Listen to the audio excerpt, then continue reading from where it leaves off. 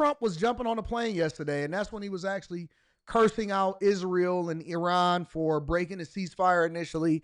But the ceasefire has been holding so far. I had Myron Gaines on the platform on After Hours last night, and he came in and he dropped a lot of insight on why he does not believe that the ceasefire will hold, that there will not be peace between Iran and Israel going forward long term, and with the backdoor insight as to the real reasons why there's conflict between Iran and Israel. And then he tied it into Saddam Hussein and all of that. So if y'all want to go and do that, the timestamps is on After Hours. You can go back and watch that. But as Trump was cursing out Israel and Iran on live TV, and he was telling CNN that they were the scum of the earth, but he was on his way to jump in the military or to jump in a helicopter in order to head over to NATO. All right. So he was going over to a NATO meeting. And one of the things that they were able to secure is an alliance with NATO that also increased military spending. Let's deep dive into it, y'all.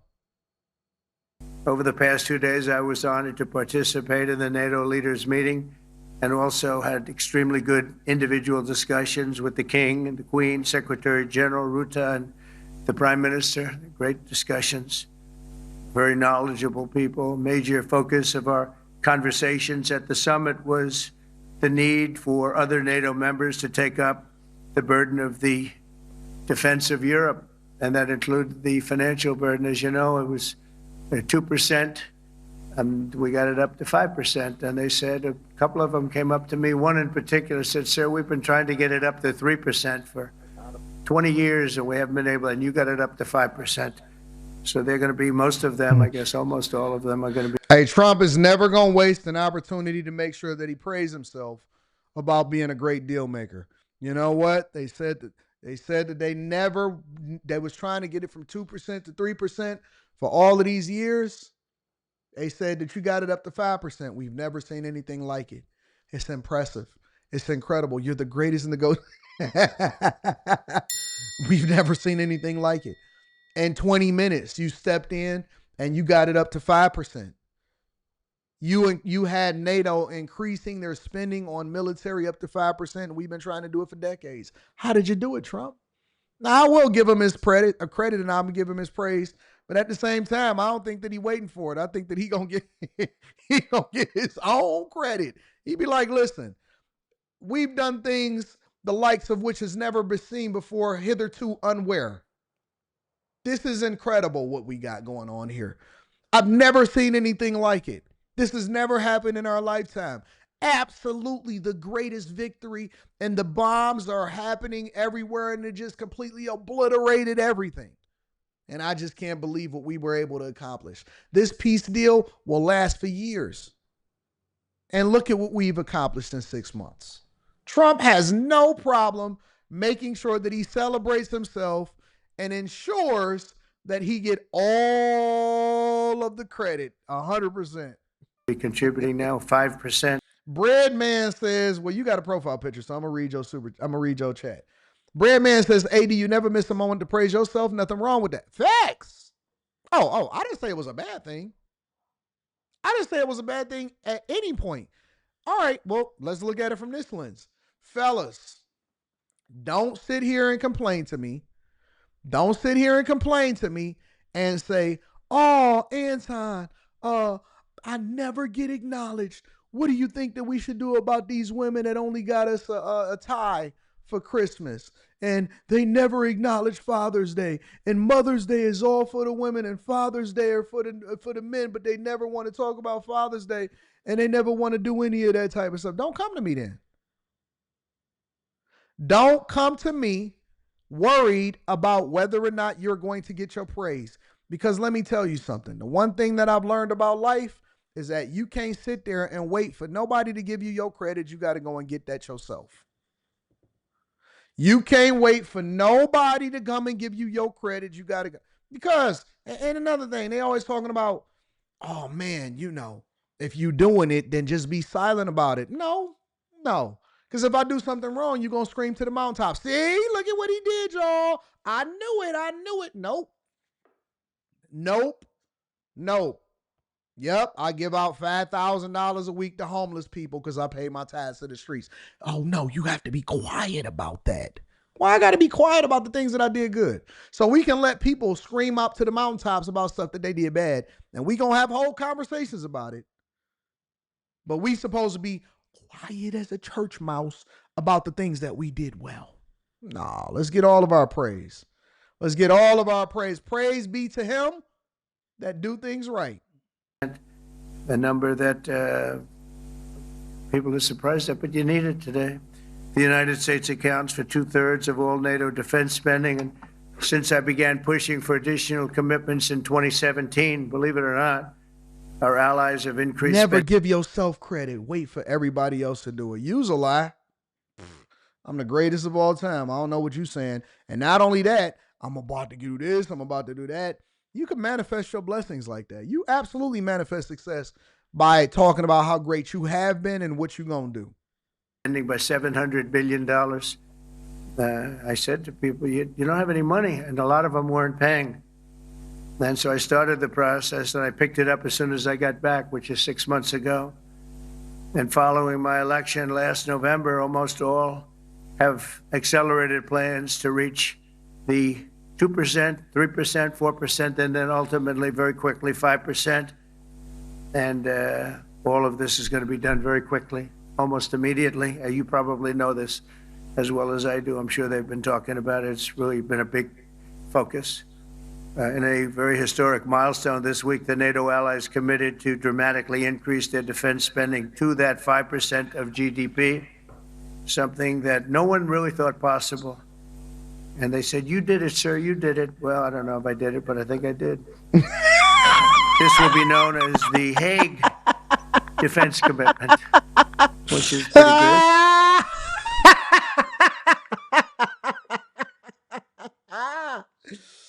And they kept saying to me, "You did it, you did it." He said, "I don't know if I did, but I think I did." That's what I'm going to say.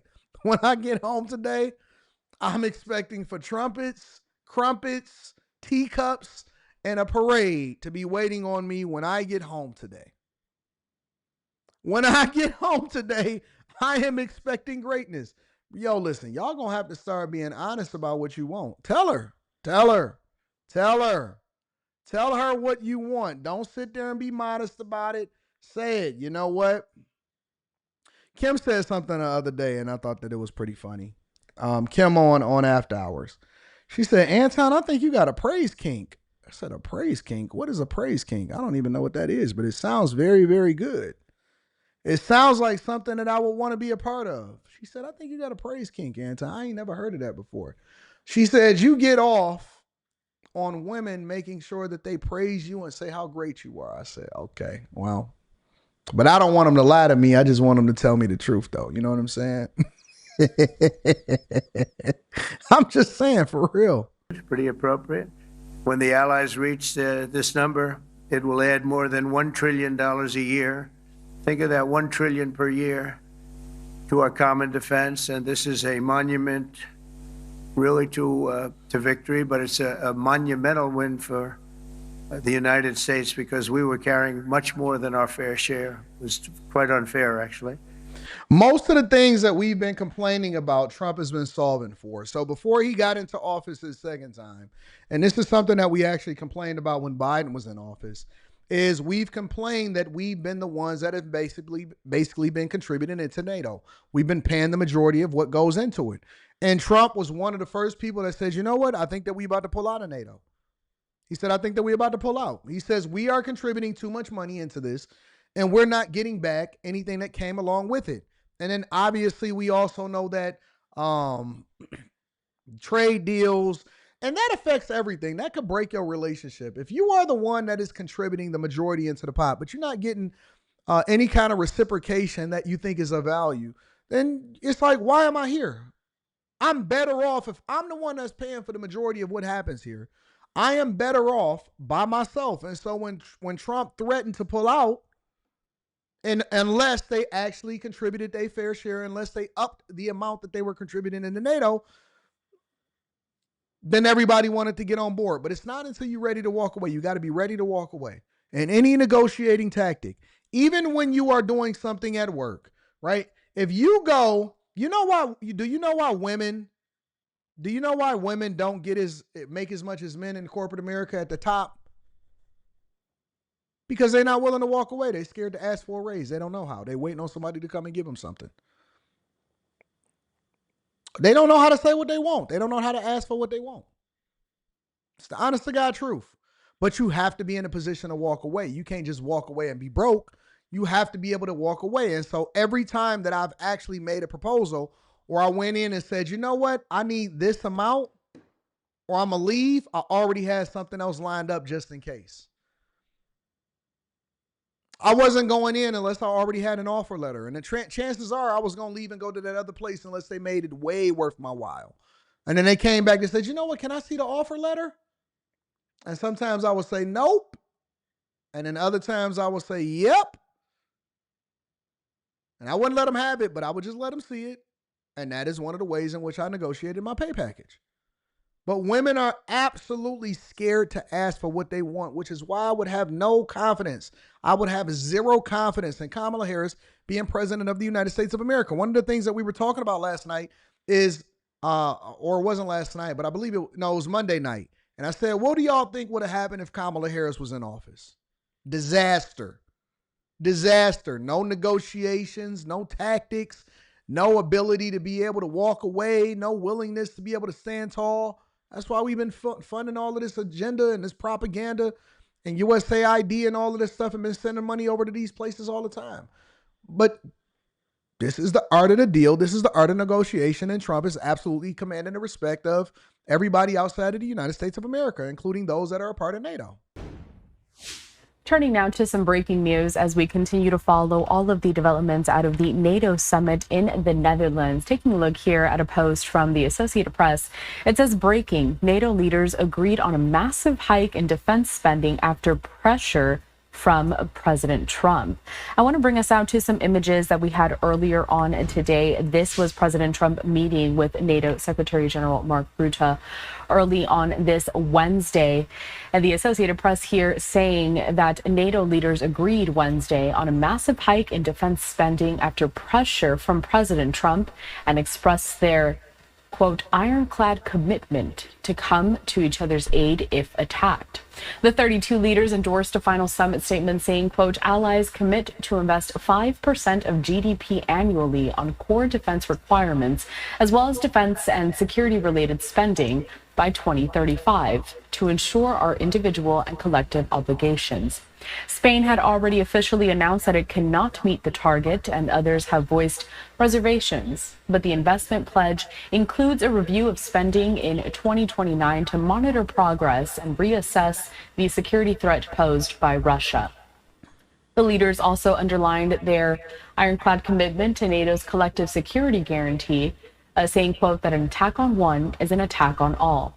Ahead of the summit, President Trump had again raised doubts over whether the United States would defend its allies. But there we did just want to bring that breaking news again, heading back out to this post from the AP, that NATO leaders have agreed on a massive hike in defense spending after that pressure from the U.S. president. We are expecting to have some more live commentary from the president later on this morning as we continue to track everything having to do here at the NATO summit. In the meantime, let's head back out to this NATO Secretary General Mark Rutte continuing to take questions from the press. Fair, and there is the need because of Russia and others. All right. The woman in the third row over on the left side here. Natalia Robs, the new voice of Ukraine.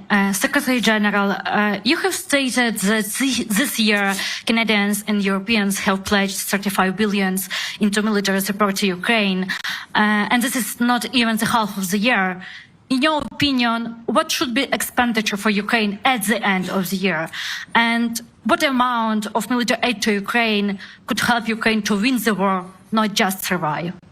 Well, on the first question, it's difficult for me to exactly predict, but you can safely assume is the trajectory in the first almost 6 months now is really north of the trajectory last year, that also by the end of the year it will end up north of the over 50 billion which was pledged in 2024. So I'm positive about that, optimistic, but I'm not going to make a concrete prediction. But we can safely assume that the end result will be positive.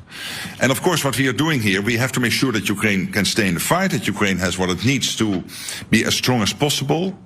But obviously, we are all also working on getting a peace deal done or a long-term ceasefire done. And then we have to make sure that Ukraine has what it needs to prevent Vladimir Putin from ever trying this again in the future.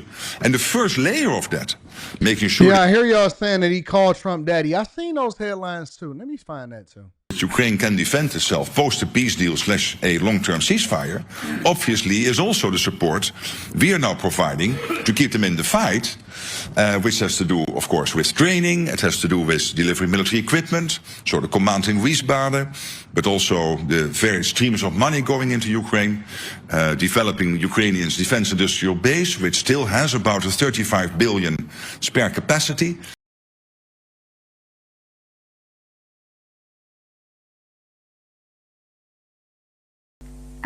Hello. Deborah Haynes from Sky News. Mark Rutte, the NATO chief, who is your friend, he called you daddy earlier. Do you regard your NATO allies as kind of...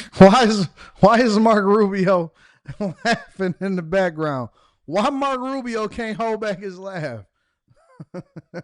Look at Mark Rubio. Do you regard your...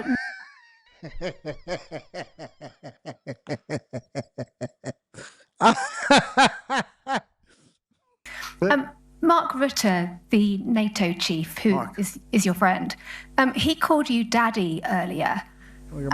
Do you regard your...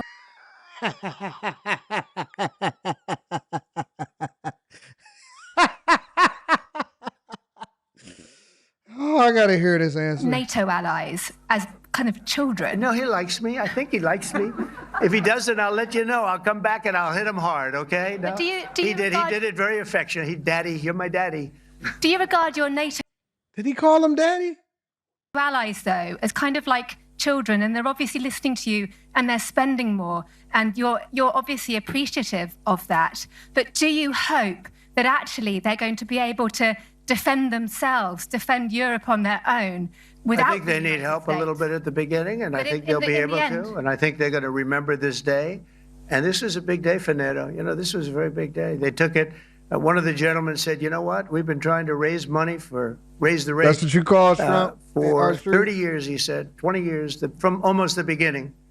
And he's been there for a long time. He said, until you came along, it never happened. What you did is amazing. It's been sort of an amazing day for a lot of reasons, but also for that. Yeah, go ahead. Do you think they can do it without you, though, in the future? Can they do it without the United States? I mean, you have to ask Mark. Did he call him daddy? Yo, shout out to Trump, bro. Shout out to Trump. Shout out to Trump. Gary Ferry, what you mean? What you mean? Gary Ferry, let me tell you something, baby girl. Let me tell the ladies this, all right? Now, I don't know about other men calling men daddy. That's something different, all right? But, ladies, for y'all that's listening to this show, I want y'all to understand something. Y'all got too much ego. If you want something, I need to have a wife school. I honestly do need to have a wife school.